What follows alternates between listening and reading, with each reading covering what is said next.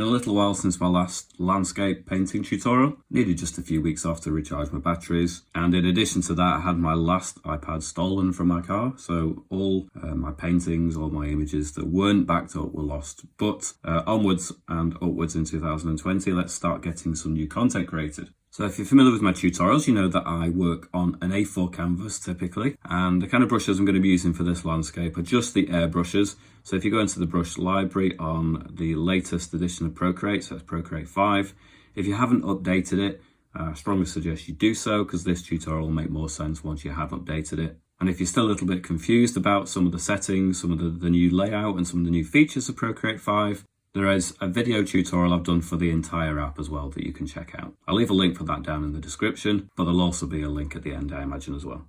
In terms of the colours that I've chosen, I've got a pre-selected palette here. Again, in the description, I've got the colour codes for these colours. So all you need to do is copy the codes that are down in the description, go to this section that's called Value in Procreate, and then you can type in those individual codes.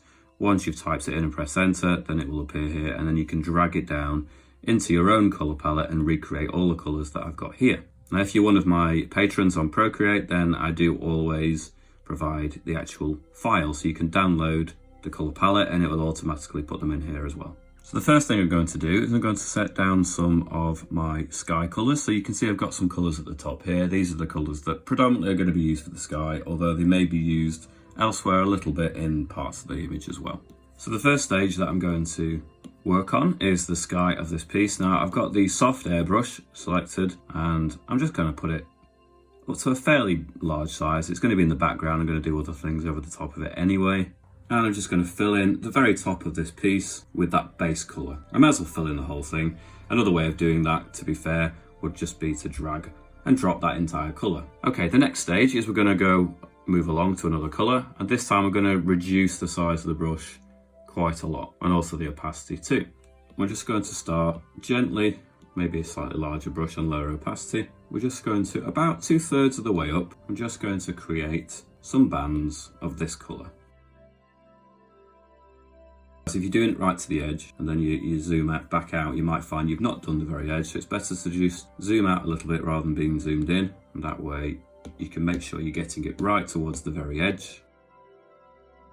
So I don't want it to be entirely soft transitioning here. I want some little bits of kind of stripes banding through there, hardly much at all at this stage. I'm going to use the light colours again to further exaggerate this point, but for now I'm just suggesting that a little bit. You could start to do these on different layers. And in fact, I'll probably do that. The main reason I'm doing that, because I wouldn't tend to do that if it was just my own painting, but I think for the sake of the tutorials, it's quite useful just to keep things on separate layers. Therefore, if you do it wrong, it's not the end of the world. You can go back and correct it and improve it. So what I'm going to start doing now, I'm going to reduce the size of the brush on this third colour, and I'm going to have it as thinner stripes at this end, and then maybe slightly pitched up at an angle, and then when it gets to this end I'm going to do it slightly wider. It creates a little bit of a sense of direction, so rather just being flat on the horizon, we've actually almost got like a sense of direction that the clouds will actually be moving in. Adds a little bit more of a kind of dynamic composition, which is all good. And then probably what I'm going to do for the top section is just not full opacity, just start to build up that colour at the top a little bit as well. I might turn the size of the brush down and the opacity down. I think I'm going to do something like another stripe underneath as well. Again, it's going to be slightly wider at this end and thinner at this end. We're going to refine this and go back into it a little later on, so it doesn't really matter too much at this stage. I'm going to move along my colour palette, just start to add some more of these dark colours again. So I've created another layer, maybe some of that darker tones coming in at the top. Again, sticking with the general direction, slightly nearer the top here and then a bit wider at the bottom. So I want some of this darker colour at the top, maybe turn the size of the brush down, give a slight sense that there's almost sort of stripes running through the sky there. And then I'll move along to my last colour of my sky colours. And I'm just going to use this a little bit more sparingly, maybe just at the very top where we're getting furthest away from the actual sun, which is going to be nearer the horizon. It's going to be below the horizon point really, certainly below the land features, but it's still having a strong impact, apart from when things get a little bit further away. So that'll do for our initial sky. We are going to go back and do some more work on that, but I'm going to create another layer. I'm going to go to my colours, and I'm going to go along to my second set of colours here now.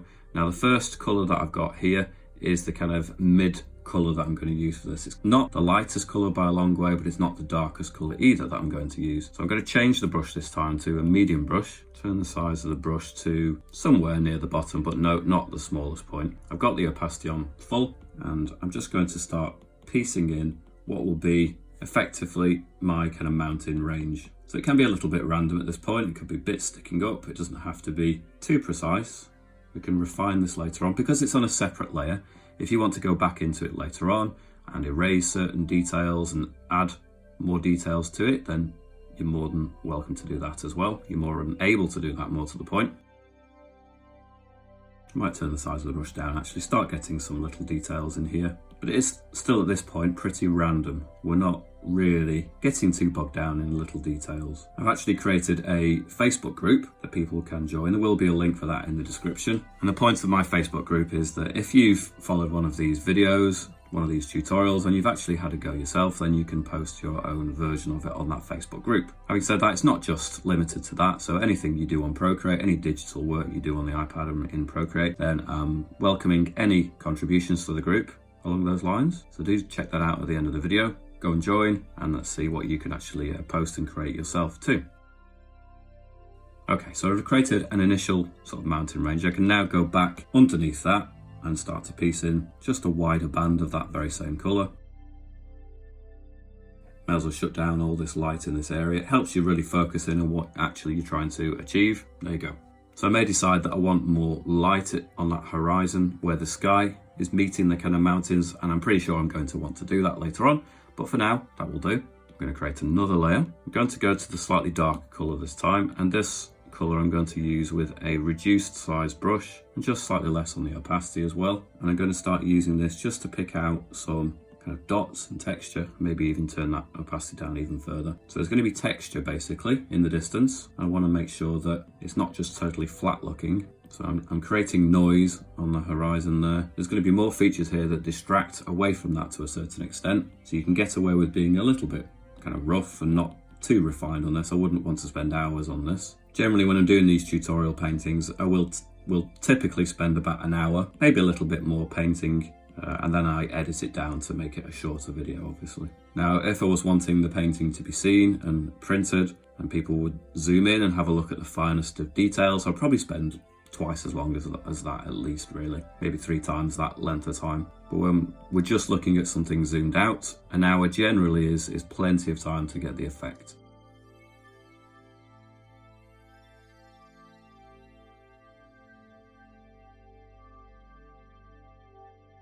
So I'm creating some kind of lines that come down from those rocks. I've been looking at a couple of different photos, so it's not slavishly copying one specific one, but it's definitely inspired by a couple of photos that I've been looking at, and that's where the kind of colour scheme comes from. It's very difficult to, certainly initially, come up with a colour scheme that is going to look realistic or is going to look naturalistic, just entirely from the top of your head, really. It takes a little bit of practice to get to that stage, so there's absolutely nothing wrong with getting your colour influence from photographs that you found. If you're lucky enough to live near some of these kind of landscapes, then go ahead, take your own photographs. If you're not, just Google. At this particular point, if you're learning how to do landscapes, then you shouldn't regard anything as a wrong method, really. Once you feel that you've mastered the basics and you want to get a little bit more unique with your pieces of work, maybe you're going to start wanting to select your own landscape photos, and there's nothing wrong with that, obviously, too.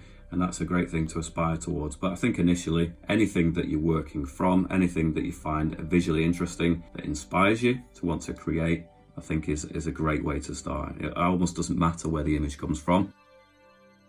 But also at the same time, I think that when it comes to kind of texture like this, if you're copying every little tiny mark and detail on a landscape, it's probably good for your observational skills, but it's not necessary to copy everything quite that precisely to still get the overall effect. So like I say, you can get the effect whilst kind of deviating somewhat from any original image that you're copying from, as long as you kind of pick up on some of the main features. So it might be the types of gestures, it might be that it's lots of little dots somewhere, broken texture, could be that there's lines that come down, sort of cut the landscape, slice it kind of up like this. Okay, I'm going to create another layer, and on this layer I'm going to move along my colours. I'm just going to zip along that darkest colour for now. I'm going to go to this grey colour. I'm going to turn the size of the brush down and the opacity down. And I'm just going to, in fact I'm going to turn it down quite low. And I'm going to start picking out some of the lighter features that I may want to just stand out as well. So there's two layers of this texture. There's the first colour is the background colour. Then we've got a darker colour. I'm just skipping that for now, and then we're going to go to this lighter one as well. So we've got like two tones in addition to the background kind of purpley blue as well. And I'm just going to use that to just pick out some highlights, some details. It's not really a snowy mountain scene, so we're not going to go too strong with this lighter colour. It's not reflecting too much of the light back from the sky. We just don't want some of the areas like this to look completely flat. So just some light textural qualities in there. Really, really subtle, really. I'm presuming that you'll see it on camera, but it's not an extreme feature by any means. Okay, so I'm actually going to merge those two last layers down. I'm quite happy with them, so I'm just going to merge them down. So the next thing I'm going to do on another layer this time is I'm going to move along to this part of my colours. So I've skipped one again. I will come back to the middle lighter colour, but I'm skipping it to the end now. So we've got a kind of slightly more bluey colour, although if you isolated it, you'll see it's actually on a kind of pinky, purpley kind of spectrum. But once you take it to the grey and put it in context to this piece, it's going to appear more blue. I'm actually going to move along to my soft airbrush too. So just remind you, I'm on this end colour. I've moved to my soft airbrush, I'm turning the size of the brush somewhere near the bottom, turn the opacity down, and I'm going to start just piecing in some of this low-lying cloud and atmosphere that would actually have been settled at the bottom of the scene. I'm actually going to turn the size of the brush up, maybe just place some of it a bit more dramatically here at the bottom, and then I'm releasing the pressure of the brush, so I'm pressing lightly as it moves up, so I'm pressing a bit more when it gets towards the bottom, and then releasing the pressure as it goes higher up. So we're getting this real kind of fade into this hazy kind of environment now. Hazy section of the landscape, and I'm going to go back to my slightly lighter colour this time. I'm going to turn the size of the brush down, and I'm going to start using this. In fact, I'm really going to turn it down, maybe the opacity up a little bit, but the size of the brush down, and I'm going to start creating some wispy bits of cloud that are coming into the scene, maybe up a bit more and down a bit more on the opacity. Actually just got to play around with it somewhat. If I told you the percentages here, it's just going to make the tutorial too bogged down in numbers and details that aren't necessary to be that precise, but you can get a sense just by looking visually. The fact that my slider bar is nearer the bottom on both of those aspects, so the opacity and the brush size are fairly low.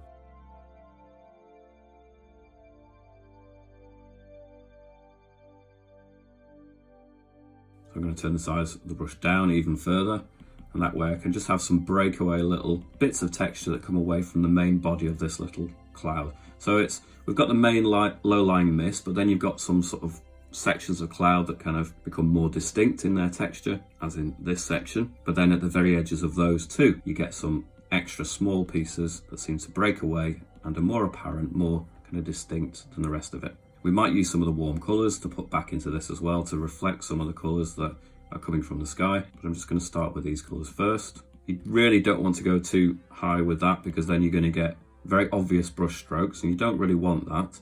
You want a very soft feel to these clouds. The wispy, they're translucent. If I want to just start sharpening up an edge perhaps of this cloud, then I can turn the opacity up, but I just need to be careful not to overdo the opacity to create too obvious a kind of brush mark really. If you do turn the opacity up a little bit more, then you need to press a little bit more lightly perhaps for most of the areas. And this is one of the reasons why, certainly for the opacity, there's no point me giving you the percentage, because there's a difference between me doing that and there's a difference between me doing that. So one thing I can't quantify is how hard I'm actually pressing on with the Apple Pencil. I can describe it, but ultimately it's such a variable thing depending on how you hold and how you press on with the pencil yourself.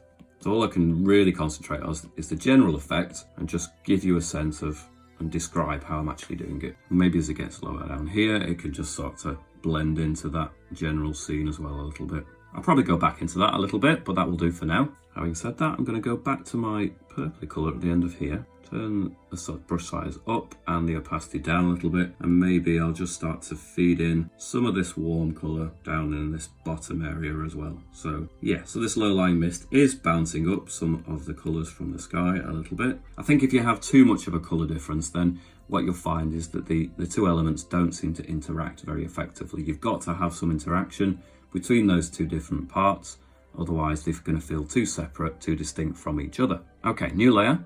And we're going to move along to our land colours this time. So I'm going to choose the first colour and I'm going to start placing in some land features. So I need to turn this size or the opacity up and the size of the brush down. Just check which brush I'm on. Yeah, I'll move to a medium brush this time. I could go to the medium hard brush, but I think the medium brush is fine. So again, I'm not pressing on very much with this. I'm just starting to suggest bring in some land features. When I'm more happy with the effect, I'll press on a little bit more. When I'm happier, I should say. Like so. Maybe turn the opacity up. Start to just make that a little bit more distinct.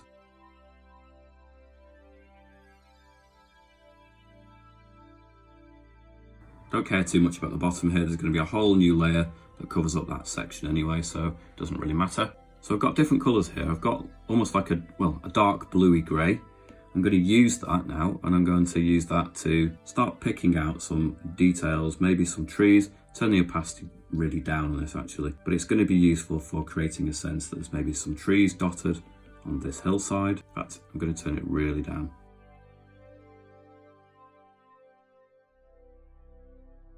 Maybe some points that stick up that are trees at the top of that hillside, that mountain, because we're a bit lower down now, so you're going to get more trees appearing on the hillsides, whereas you won't get them up there. I may knock this back at a future point, but I'm just starting to add some texture in there, make some distinct and different sort of feeling areas on there. Like I say, some bits that stick up too. I've done lots of landscapes like this. If you're really into drawing landscapes and painting landscapes on the iPad, or you're just starting to do it and you want to get more into that, then do check my other videos on my playlist. I've done quite a lot of these, so it's one of my favourite things to do, and I do try to make it as simple as possible. This is probably not the simplest of the landscape paintings that I've done, but it's definitely not the most complex one either. So there should be a good variety no matter what your sort of ability level. Have a look through them, you should be able to find something that is suiting you as well. Like I say, I'd love people to go over to my Facebook group and really start adding their pieces of work, their responses to these tutorials onto that. I'd really love your support in that venture really. I'd really like it to become a big group where people can support and share each other's work, share tips, give feedback, and I'm there commenting and giving feedback quite regularly as well. So maybe we can have trails of walls and trees, I don't know. You have to use your imagination a little bit in the distance. Who knows what's going on there? Maybe you have a wall or a fence and you have some trees that seem to dot it. Maybe there's some paths. You can have whatever you want on this. You could do some buildings too.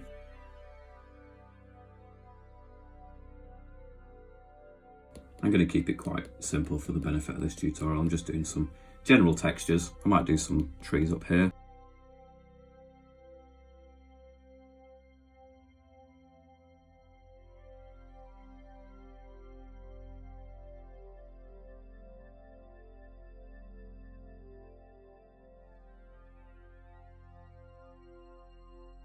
Okay, so I'm going to create another layer, and on this layer I'm going to use the kind of darkest of my colours. So I've got slightly more kind of greeny colours coming in now, they're warmer colours. Now one technique of creating distance in a landscape is to use your warmest colours in the landscape closest to you, and then they will get cooler in the distance. Now obviously that changes somewhat when you have a kind of sunset warm sky, but still you're going to get more of the greens and more of the natural kind of vibrant colours of the actual land itself coming through as it gets closer to you, the viewer. So I'm going to start using these colours now. Again, we're using the medium airbrush. I'm going to turn the opacity up for this, and I really want to create more of a distinct part of the landscape. I want this to stand out a little bit more. I can subdue it later on if I feel I've gone too far with this. We're working digitally, so none of this is a problem.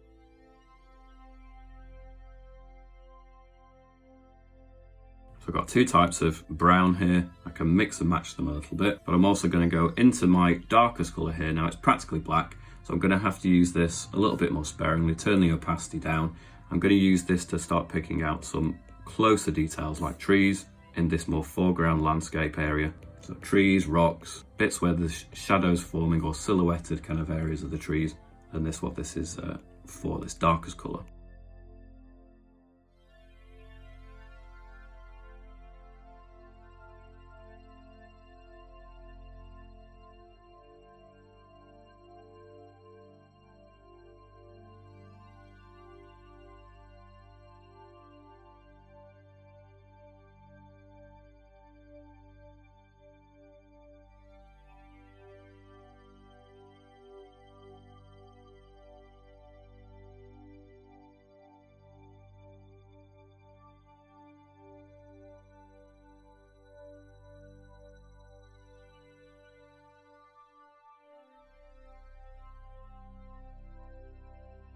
I'm just moving along to this bluey colour again, and I'm going to start piecing in some trees in this area too. So they're not going to be as black over here because I'm creating a sense of distance. I'm also going to go back to my other colours here. Now I'm going to go to this colour, so it's the third in from the right, and I'm going to use this just to start adding some slight highlights. I'm going to turn the opacity down, the size of the brush up, maybe just start to break down this area. No, I'm not.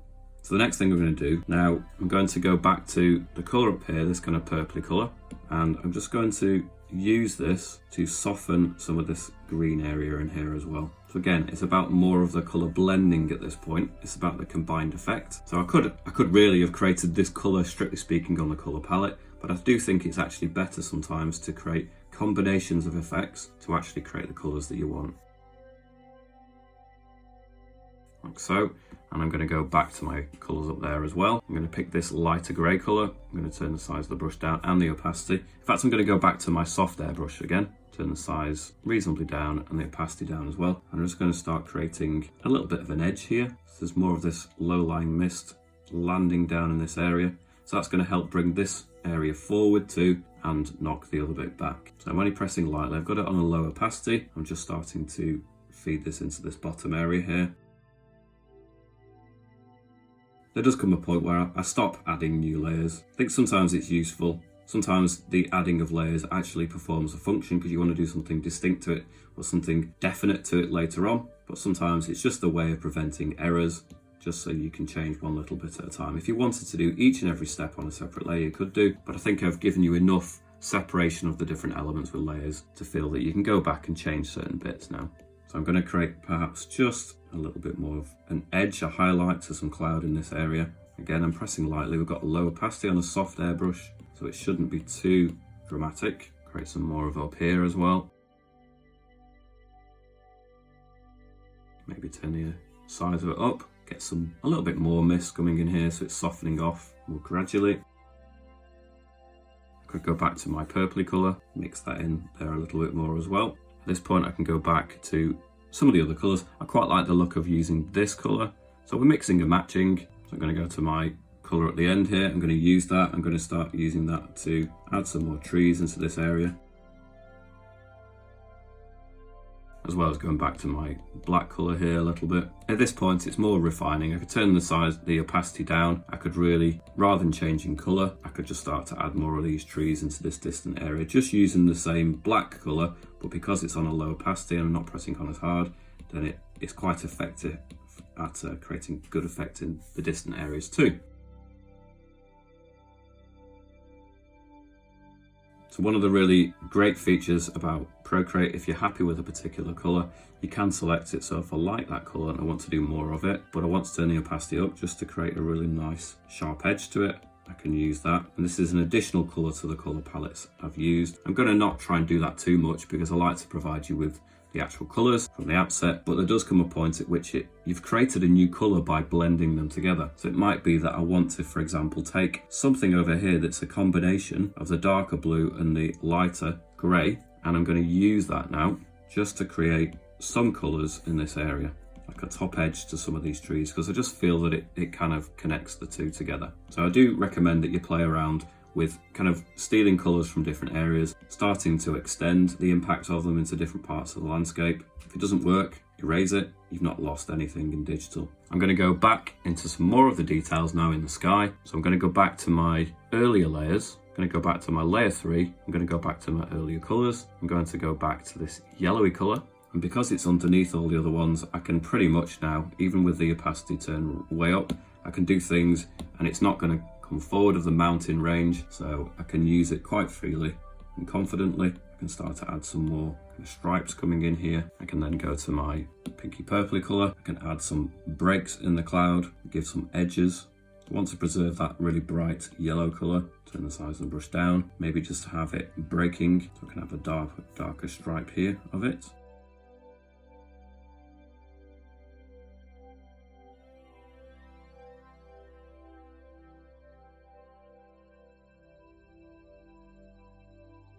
Pick out some of these stripes, make them a little bit more clear.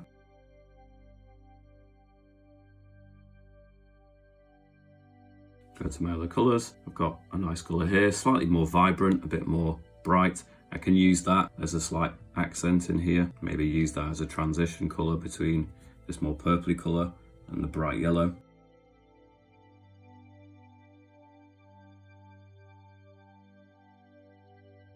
Go to my darker colours. Again, I can add a little bit more of that at the top, perhaps. Maybe that's a bit strong. I'll go one back. I might use that colour just to start building in some low-lying cloud as well. So we've got the nice stripes that go through the sky, but then we've got maybe some slightly more textured, fluffy clouds. Let's just see some of them emerging through, like so. I can then go to my absolute whitest colour. It's not pure white, it's got a yellow tinge to it. But if I turn the size of the brush and the opacity down, I can use that now just to quite sparingly and just use it to create an area of focus where I want the strongest sort of light, the most dramatic bit of light to actually be. So there's just a band here that I'd like to pick out, make it a little bit stronger, make it a little bit lighter, and just pick it out a little bit more. If you feel that some areas that look a little bit flat, go back into them, add some smaller kind of textures and stripe kind of layers in there as well. Play around really. Skies on, there's not one way that a sky appears. It can change all the time on a constant basis, and a sky never appears exactly the same for long at all, really. It changes constantly. So there's so many variations, there's so many versions that a sky can look like that really you can get away with quite a lot as long as the general lighting seems consistent and you kind of got the right kind of textures and colours, then the specifics of it can change rather a lot. Might be that you just want to focus more of your detail more towards that point where they meet. So I'm just going to shut down some of what's going off up there, just so it balances it a little bit better, puts more of it there. I do feel, however, that some of these little areas here should probably pick up on the light in the distance a little bit better. So I'm just going to turn the size of the brush down and put it at really low opacity, but just start to suggest and bring in fact, I'm going to have to move that upper layer onto. So I'll find the layer that I was working on for that and just have it slightly affecting some of the little top wisp bits of that cloud. I might have to go even lighter for that actually to have it work properly. Don't want to overdo this. If you make it too strong, you're going to overdo it quite easily. In fact, I'm going to take that back because I'm not happy with that. So again, 2 fingers back, helps you delete things. I do recommend you check out my Procreate guide. If you're not that familiar with the app, you can learn a certain amount of things from watching these tutorials, but there's so much more to the app that you might find useful. And if you're not 100% familiar with it, and even if you think you are, it's surprising what you'll discover by digging through the kind of handbook, which is what I did when I made that tutorial. And I discovered quite a lot of new tools, a lot of new features, a lot of new techniques of achieving certain things. So it's definitely worth a check through that video. There's a link up in the corner now, and hopefully that's going to help you find a few more things that actually will help advance your artwork as well. Okay, I could definitely spend longer on that, and I may well do it at a future point, but in terms of getting the basics across for the landscape, I'm going to leave it there at that point. I hope that's been useful. Like I say, do check out my other tutorials. Make sure to join the Facebook group if you're going to have a go at this tutorial. Make sure you share it there with the rest of the group to get some good feedback. Subscribe, and I'll catch you back here soon.